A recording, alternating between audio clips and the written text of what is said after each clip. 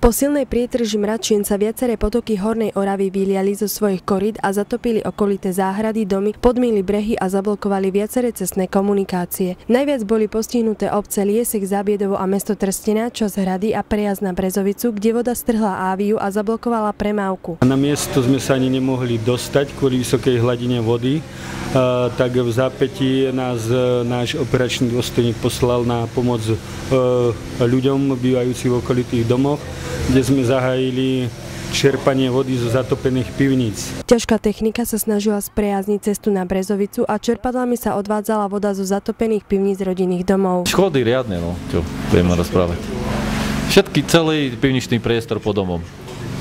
Koľko asi približne tu bolo? Potiaľ bola voda, ako je tá pec. Vidíte, ako sú to také, neviem koľko, meter zhruba, 1,20 m, 30 m. A každý raz, keď tu veľa prší a keď sú tu väčšie zrážky, tak je tu vždycky problém. Ľudia idú na cintorín, tak nemajú ako prejsť a každý na to kašle, nikto nevie urobiť. Tam je taká rúra, čo má, ja nechcem kecať, pol metra, tá sa zanesie všelijakým odpadom a potom už to ani neťahá, ide to všetko tunak. No. Nie len vyliaté potoky, ale aj spodná voda narobila problémy obyvateľom bytovky na sídlisku pri nemocnici. Zatopilo kotolňu ako aj pivnice. Hasiči odčerpávali vodu do neskorých večerných hodín. Aj keď obyvatelia smerujú svoje sťažnosti mestu, to má zviazané ruky, keďže správa tokov spadá do povodia Váhu. Momentálna situácia je taká, ako je, že potom z tých zlievkových dažďoch všetka tá voda z tých kopcov steká potokom.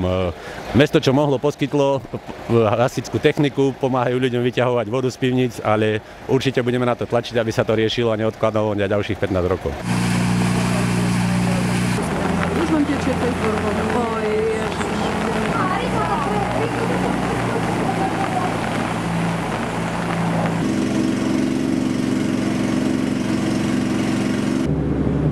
Taká križovatka tam je.